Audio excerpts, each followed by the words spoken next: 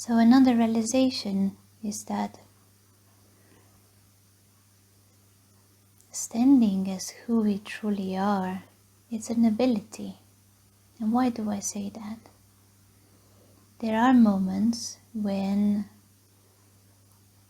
we are admiring perhaps a beautiful sunset or a work of art that just leaves us speechless, or a beautiful piece of music. All these have the power to bring forth our true nature. There isn't any thinking at that moment, there is just admiration and the sense of fulfillment and joy. That is our true self there. However, if we try to repeat this experience by visiting the same piece of music or work of art, we find that we can't reawaken the same experience, even if the object that somehow produced this state is there. And why is that? It's because our true self in this situation has taken us by surprise. It visited us and then it left us. In this case, the illusion still goes on because we don't know about the illusion. We don't yet have the ability to go back to our true self by ourselves. We don't know how to do that. We are not yet familiar with how to go back to ourselves. So, in this sense, I say that it's an ability. Meditation gives us the ability to know when we take the stance of the ego or the stance of our true self.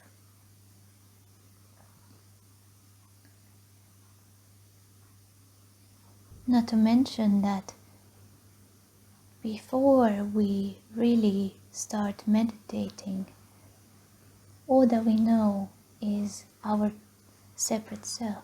It's our only reality. Through thinking and identifying with thinking, we relate to ourselves, to others, to the world. So, thinking is our reality. Instead of living in the here and now, we live in a world of concepts, of the future, of the past.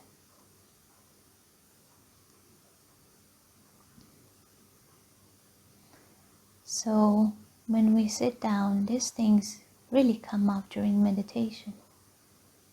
But if we persevere and to begin with make the effort to not allow our mind to move, then we start to see something deeper and deeper, which is our true nature.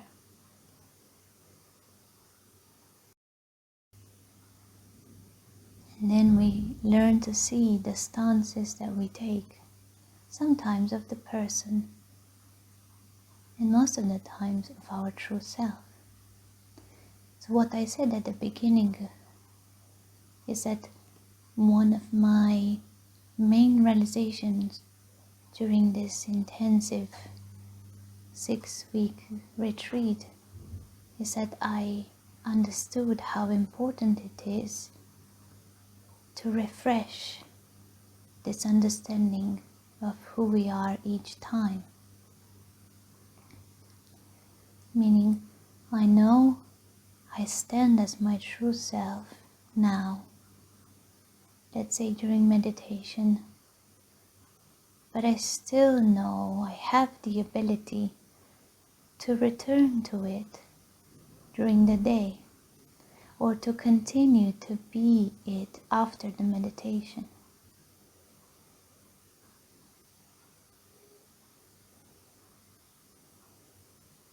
To see that in each moment I am free.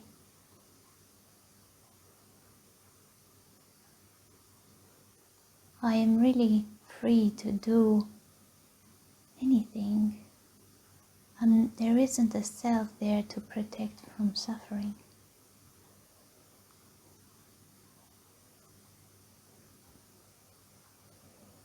And even if thinking that arises on behalf of the separate self comes, then even if for some moments we identify with it, meaning that we believe it to be true, by keeping this understanding fresh, we can disentangle, so to speak, from these thoughts. We see through this act of illusion.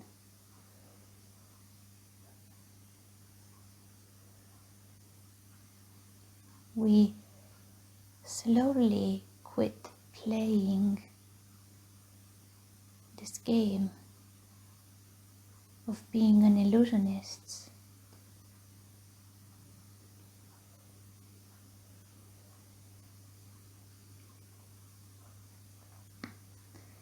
So in essence, what I'm trying to say is that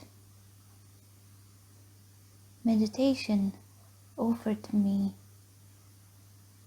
the opportunity to see my experience closely, to see that all that I ever experience are thoughts and feelings and sensations in the body, smells, tastes, sounds, textures, and so on. But there isn't some doer or experiencer or feeler or thinker there that experiences all this.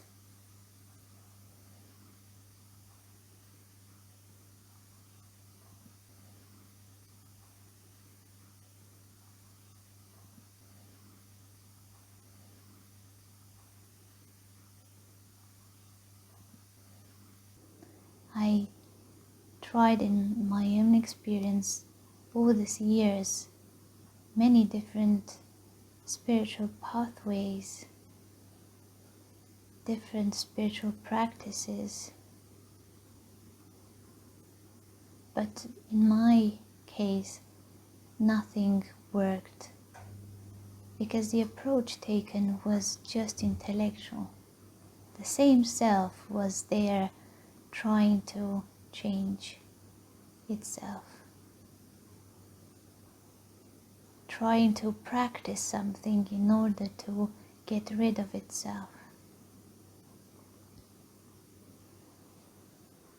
That's how complex the illusion is.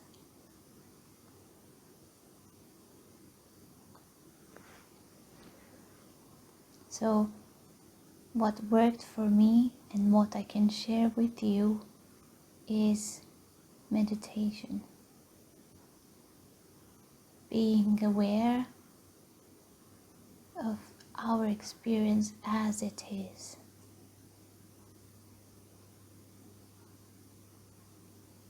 And keeping a mind that doesn't move,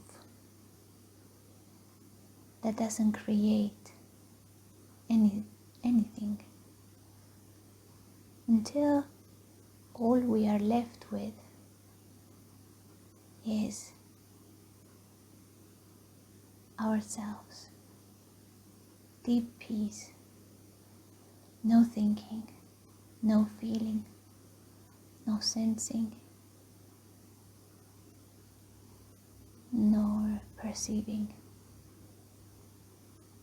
There is just naked being, pure awareness.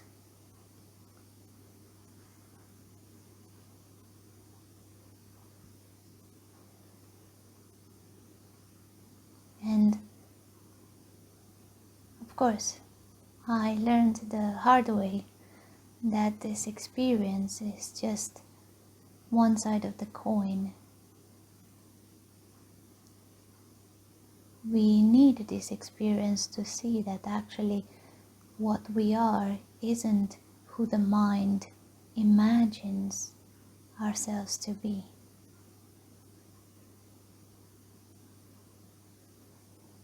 And we see that who we are can never ever be hurt or damaged. Only a separate self can be hurt or damaged.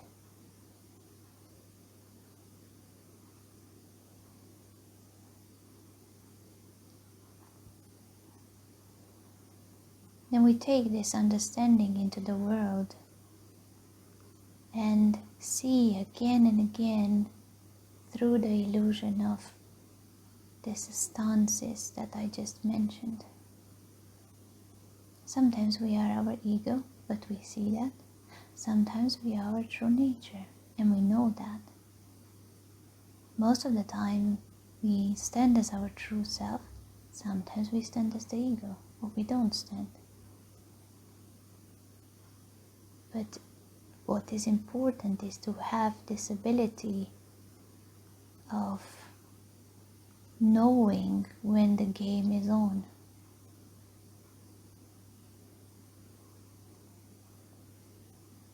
Of knowing when we've put a mask on and we play the persona on the stage of life.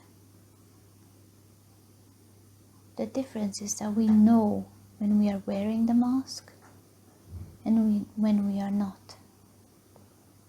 Before that, we are only the mask. We are identified with the mask, experiences glimpses of what it means to live without it. We can become more and more familiar with taking the stance of who we truly are. And that is through meditation. And of course, I don't mean just a kind of meditation where we simply sit on the cushion, but the kind of meditation that we also take in our day-to-day life.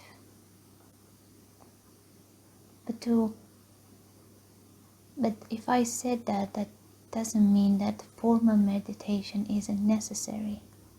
In my experience, it was, and it still is.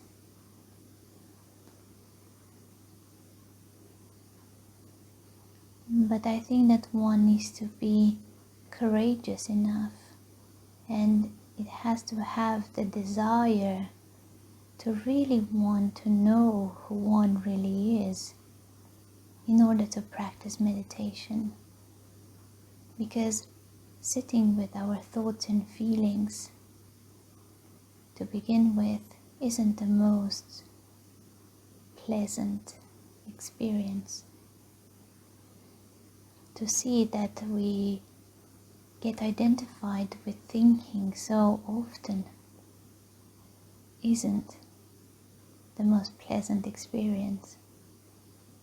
Thinking is pleasant at the beginning because it takes us away from the here and now, which is so awful, declared by the thinking, to another place which is better, a place we can imagine freely.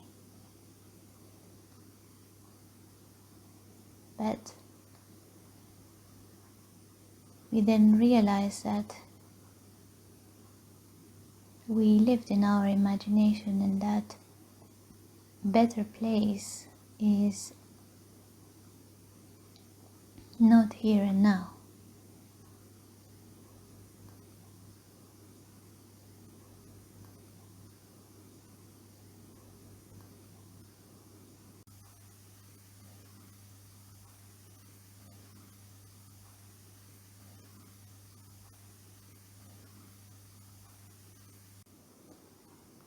So if you have this deep longing, this deep desire to find out who you truly are, then I recommend meditation. And if you would like to meditate with me, then you are more than welcome to do so. I meditate 2 times 50 minutes from 4:30 and 5:30 UK time zone on Facebook Live. There is a group where you can find these meditations, and I will make sure to put the link to the group down in the description box. You can also discuss in private with me if that's something that you would like to do. And every first or third Thursday of the month we meet online, and there we start with a guided meditation that is designed to take you back to your true nature. And then we discuss about our experience, we share our insights, and we dive deeper and deeper into our true nature.